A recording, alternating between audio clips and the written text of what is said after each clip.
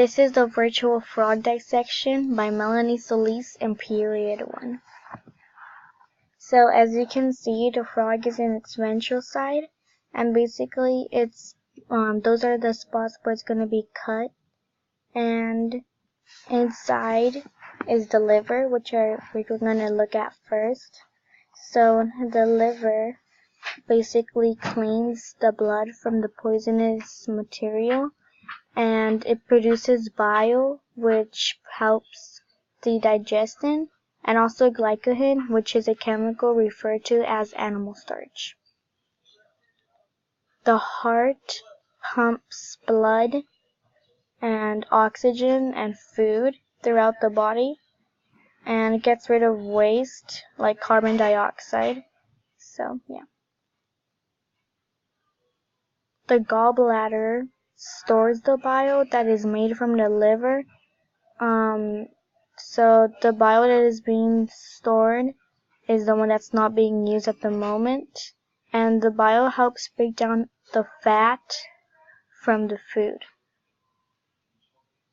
So now the stomach.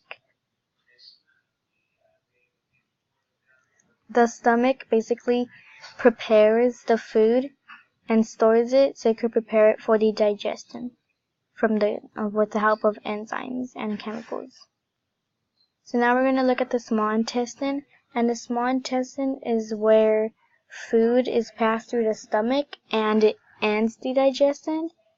So it gets chyme from the stomach, not only the food. So the fat bodies, from its name, you could tell that it stores fat, and it allows the frog to reproduce. Not only that, but if the frog on an occasion has low food supply, it could help it keep it alive. The spleen is basically recycles the blood cells. Now let's look at the large intestine, which absorbs the water from the food, from the digested food. So the lungs supplies the frog with blood and oxygen, and it takes in the carbon dioxide so the frog could exhale it. So it allows it to exhale the carbon dioxide.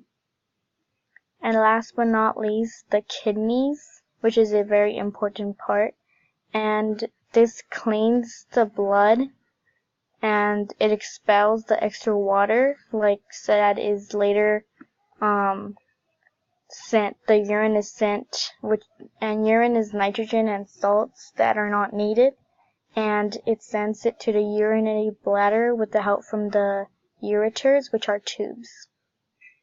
So thanks for watching the virtual frog dissection.